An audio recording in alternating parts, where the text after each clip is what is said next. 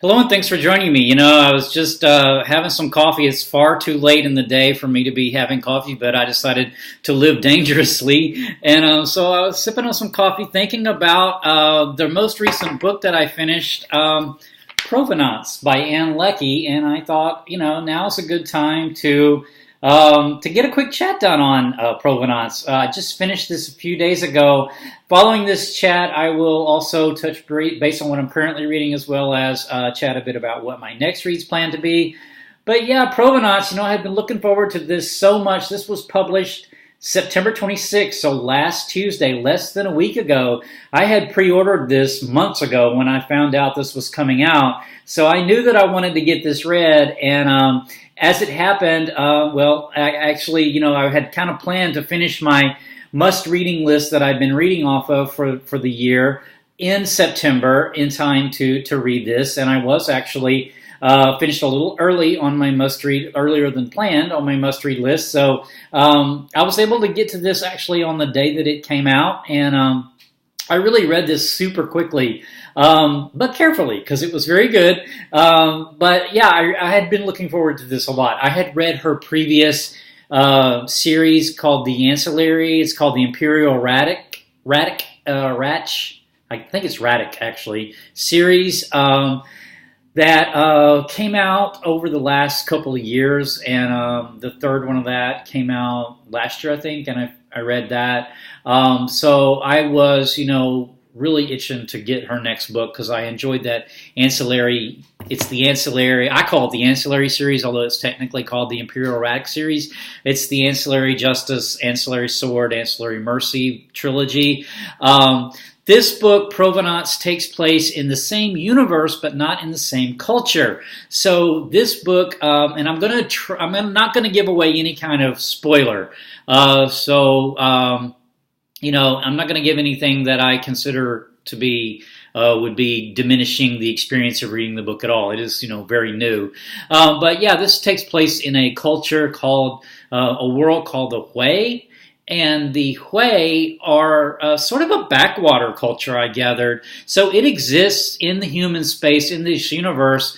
This is a far distant world, a far distant universe where humans have colonized a large part of the galaxy. And they have evolved in multiple different ways, although they're all still, considered human, obviously. But they have many myriads different forms of organization and cultures and things. I gathered from not only the Ancillary series, their Imperial Radch series, the first three, but actually also in this book as well, that it's so far distant in the future, they're not even real sure, no one's real, Earth's never mentioned, because I think it's in a distant mythological past, actually.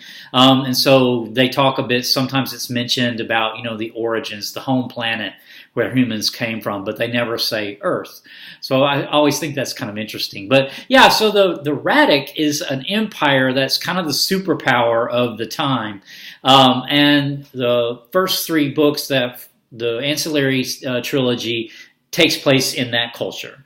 And then this book takes place in on the Hui world and on a station above it, but it's in the system where the Hui are, and it seems to be sort of a backwaterish kind of culture, or not culture necessarily, but a backwaterish kind of place. It has close associations with Tyr and then the Omkim, so other human societies that they are, they're gates, they're like stargates that how they transport, but it still takes years sometimes to get from one end of the galaxy to another. But their immediate area, those are their immediate neighbors that they interact with most. So this story takes place. Our main character, her name is Ingray, and I think I'm saying her right, because one thing about this culture is the genders aren't always real clear on who's what gender. I think in the Imperial, Radch, the Ancillary series, this was culturally they only used the she pronoun, the feminine pronoun, so everything was feminine, regardless of what your biological gender was. You were referred to as she, so the whole book, everybody's a she. This book is not that way. There are he's, there are she's, and there are e's. So there are e's, he's, and she's, and it's his, hers, and heirs. And so there's a his. Seems like there's a masculine, a feminine, and then like a neuter.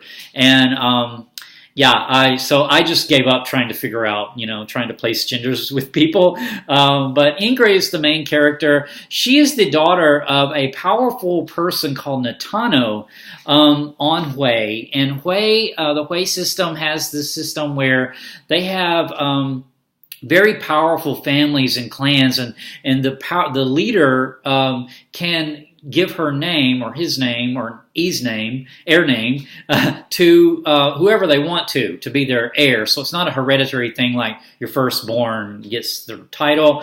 Not like that. It's definitely chosen by the current holder of it. So she's been adopted from a public creche, so like a public place where children are raised without parents necessarily. And so she's taken in because she's being groomed as a potential successor to the Natano.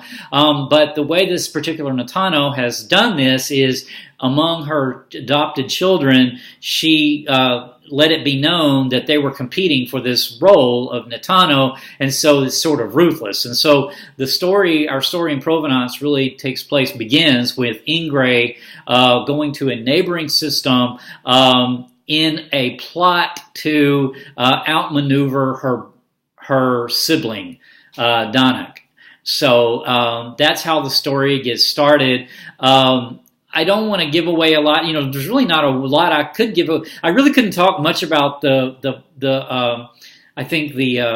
plot without going really heavily into world building, because the book is really dependent on immersing yourself in this world. And to me, Ann Beckie is good at building, at world building. And so since I can't go into all the details of the world building, a lot of the plot wouldn't make sense. But let's just say we have Ingray, we have her on this first kind of quest at the very beginning, where she meets a captain of a ship that proves to be a central character, and also another character who she is seeking to get from, it's called compassionate removal. It's basically a prison world.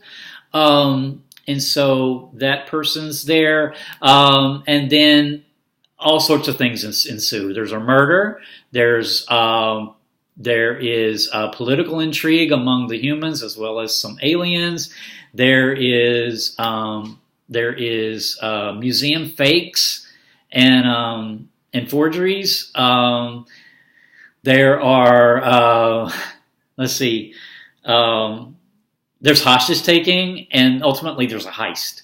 All that takes place. And that's basically what the whole story is about. There's a lot of political intrigue that, but that's part of the world building. So the world building, if I went into that too much, it would give away, I think, too many spoilers. So, but my takeaways about the book, about the world building, vestiges, they call them, are very important to this culture. And vestiges are basically historical artifacts. Really historical artifacts like what we might think of as our Declaration of Independence, like the founding documents, as well as really documents that are artifacts that are really important to their assembly, that are used to call their assembly into order, as well as it's just important to people, like invitations to parties, if you go somewhere, there's usually a kiosk where you can buy a vestige of your trip. So it's like memorabilia, like souvenirs. And sometimes, people put a great amount of stock of value in the vestiges. And this is how they decorate their homes, largely in their public spaces, are vestiges. It tells the story of the family, tells the story of their status, it tells the story of their culture, even in the public spaces. So I thought that was a real cool aspect of world building. To me, it reminded me of the tea sets in the Ancillary series and the Radch culture, the Radch Empire.